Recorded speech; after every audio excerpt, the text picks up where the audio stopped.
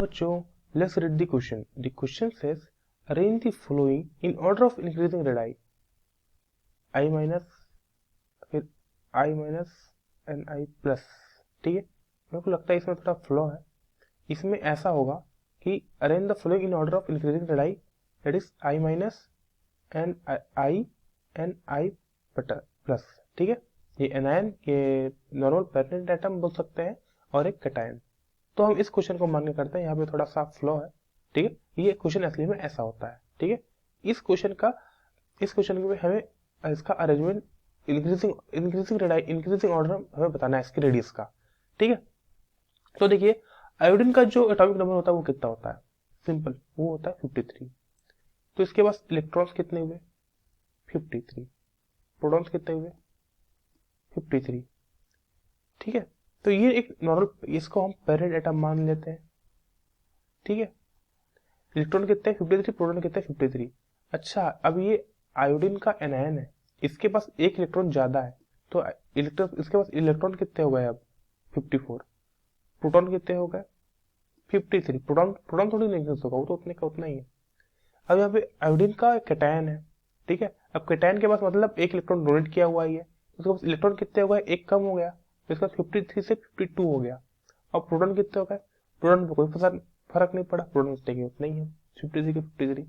अब यहाँ पे समझने वाली बात है कि जो एनायन है, एनायन के पास इलेक्ट्रॉन ज्यादा है, प्रोटॉन कम है. प्रोटॉन जब भी हम एटम को देखते हैं तो जो प्रोटॉन होता है वो बीच में होता है और इलेक्ट्रॉन्स ऐसे रोटेट करते रहते हैं. ठीक है, चारों तरफ. और जो प्रोटॉन्स है ये इन सभी को अपने अट्रैक्टिव फोर्स में रखा हुआ होता है, अट्रैक्टिव पूल में रखा हुआ होता है, और यही इसके साइज को डिपेंड करता है. ठीक है, यहाँ पे इलेक्ट्रॉन की संख्या ज्यादा है, प्रोटॉन की संख्या कम है. ठीक है, तो कम लोग मिलकर ज्यादा लोगों को खींचेंगे तो अच्छे से नहीं खींच पाएंगे. तो इसलिए क्योंकि यहाँ पे इलेक्ट्रॉन की संख्या ज्यादा है, प्रोटॉन की कम है, इसलिए जो इसका जो साइज होगा इसको लोग अच्छे से खींच नहीं पाएंगे, तो इसका साइज ज्यादा छोटा हो नहीं पाएगा. इसका साइज सब यहाँ पे जो साइज है या फिर रेडियस है, यानी रेडियस है, वो सबसे बड़ा होगा, इन सब में से सबसे बड़ा होगा. यहाँ पे इलेक्ट्रॉन की संख्या कम है और यहाँ पे प्रोटॉन्स की संख्या ज्यादा है. तो प्रोटॉन्स क्या करेंगे, ज्यादा है तो इलेक्ट्रॉन्स कम है, तो खींचने वाला कौन है, प्रोटॉन. इलेक्ट्रॉन खिंचाने वाला है तो ये कम है, प्रोटॉन खींचने वाला ज्यादा है, तो इसको आराम से खींच लेगा, इस सबको आराम से खींच लेगा अपनी तरफ, क्योंकि कम है ना, एक कम है. जब आराम से खींच लेगा, एक ज्यादा है, आराम से खींच लेगा, तो साइज क्या होगा, साइज छोटा हो जाएगा. साइज क्या होगा, साइज रिड्यूस हो जाएगा. इसीलिए कैटायन की साइज पेरेंट से छोटी होती है, साइज कम हो जाएगा. और जो इसके बाद जो पेरेंट एटम में दोनों के बराबर है. समझ आ रहा है.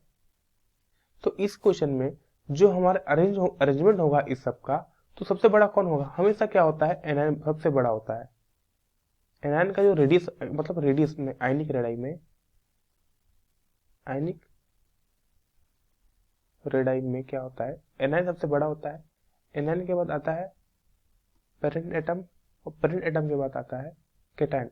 कैटायन सबसे छोटा होता है क्योंकि उसमें इलेक्ट्रॉन कम होता है, प्रोटॉन ज्यादा, प्रोटॉन आराम से खींच लेता है, इसलिए उसका साइज रिड्यूस हो जाता है. ठीक है, तो यही पे ये हमारा ये वाला ऑर्डर भी यहाँ पे रहेगा, हमको इंक्रीजिंग ऑर्डर में लिखना है. ठीक है, तो हम यहाँ से चालू करते हैं. इंक्रीजिंग ऑर्डर बोला. ठीक है, तो इंक्रीजिंग, ये डिक्रीजिंग ऑर्डर है. इंक्रीजिंग ऑर्डर क्या होगा, इंक्रीजिंग ऑर्डर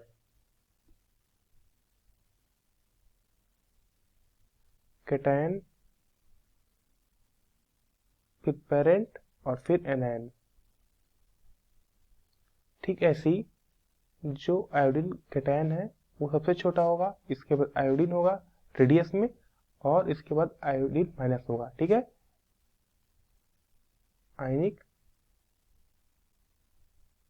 रेडाई का ये इंक्रीजिंग ऑर्डर है. ठीक है, तो यही हमारे इस क्वेश्चन का आंसर है. Thank you, hope you understand it well. Best of luck.